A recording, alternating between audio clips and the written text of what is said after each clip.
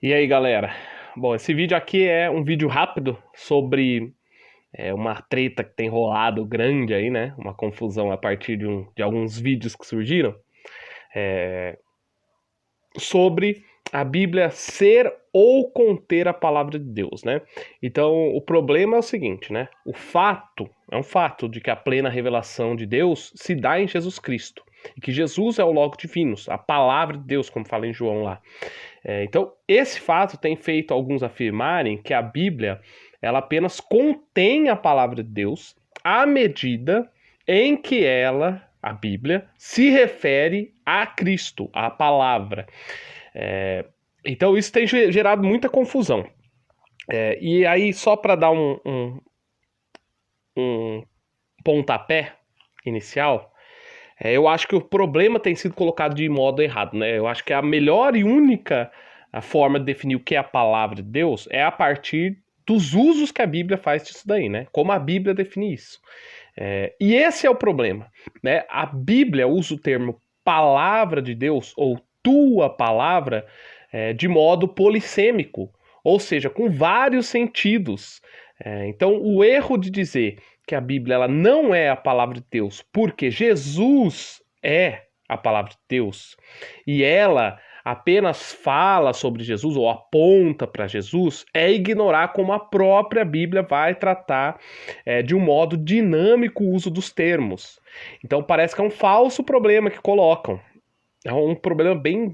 É uma questão bem reducionista, né? Um reducionismo que cometem. Então, só para apontar algumas dicas aqui de como a Bíblia usa o termo palavra de Deus.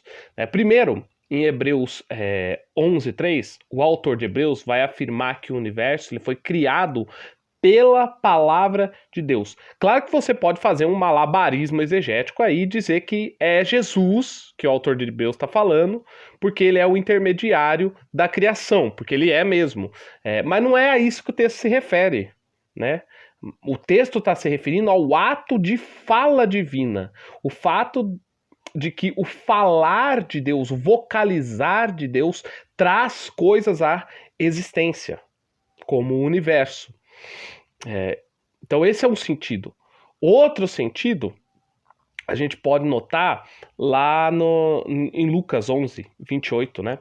Quando uma mulher fala da bem-aventurança de Maria pela concepção do Cristo.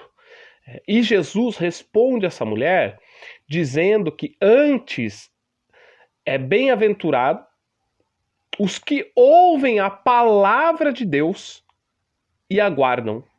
Jesus ele não está falando de si mesmo ali, senão ele falaria: bem-aventurado quem crê em mim e me guarda.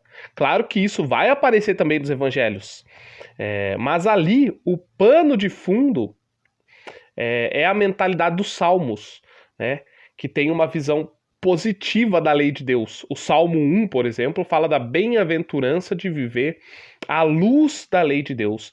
Então, essa lei de Deus seria a palavra de Deus. E o que é essa lei de Deus? Essa lei são os mandamentos dados no Sinai. Então, normalmente está fazendo uma referência à Torá e, em especial, aos 10 mandamentos, né? Mas não apenas a eles.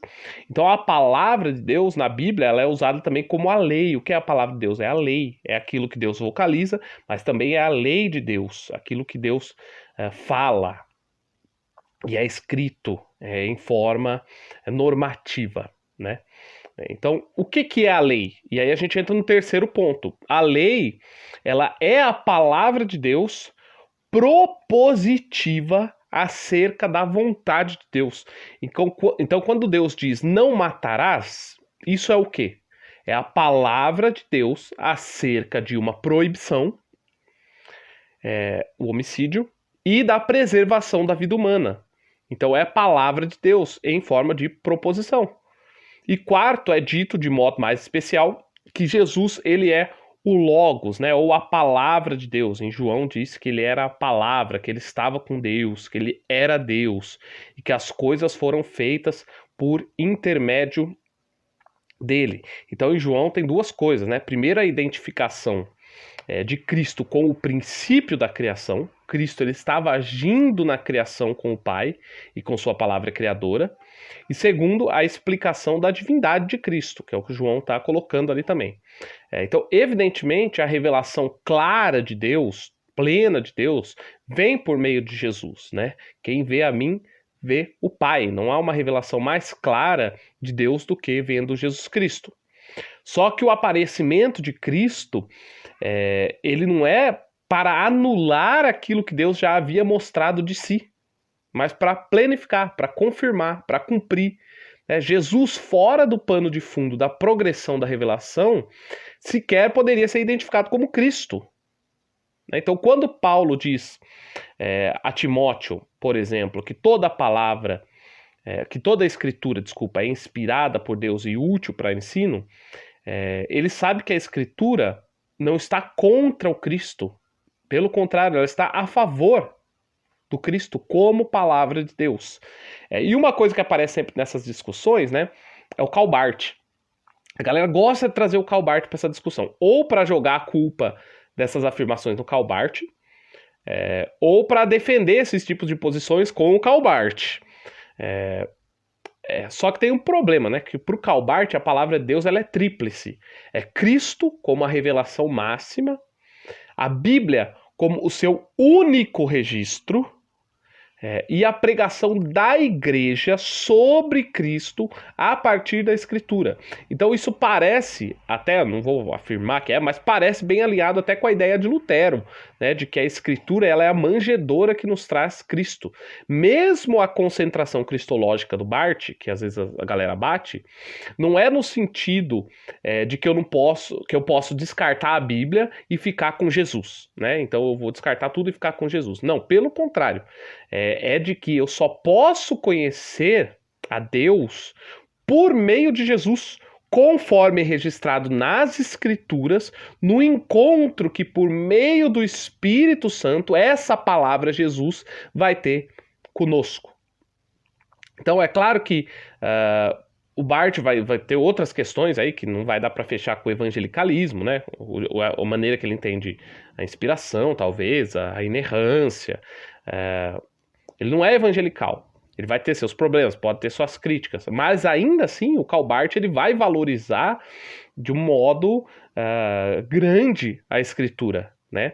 Na dogmática eclesiástica do Barth, lá os seus 13, 14 volumes, a suma teológica da tradição protestante é a dogmática do Barth, né? O Barth ele vai fazer mais de 15 mil referências bíblicas.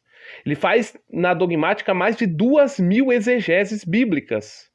Então, antes da gente reproduzir formas simplistas, né, como a Bíblia ela contém a palavra de Deus, ela não é a palavra de Deus, ou de pegar o Barth do jeito trivial assim, né, ou qualquer famosinho do Facebook para defender esse tipo de coisa, a gente tem que cavucar mais, porque o negócio é mais complexo. Então, a Bíblia é a palavra de Deus? Ela é. A Bíblia aponta para Jesus? Aponta. Só que essas coisas não estão em contradição. Né? Não há um conhecimento de Cristo que não seja dado pelo Espírito ao nosso coração e mediado pelo que foi registrado nas Escrituras. E que, confirmado pelo próprio Cristo, existe proposições e coisas que Deus mostrou na Escritura e que são palavras de Deus também. É claro que, até citou a genealogia, é claro que vão ter alguns pesos, algumas coisas que são ditas e outras não. Algumas coisas não têm propósito de ensino, nem na narrativa, nem em nada, né? Você não vai comparar uma genealogia dos evangelhos com a genealogia de 1 Crônicas 1-4, é lógico que não tem o mesmo peso, mas não significa que você pode então descartar assim e falar, não tem validade nenhuma, ou não tem relação nenhuma com a palavra de Deus, ou não é a palavra de Deus.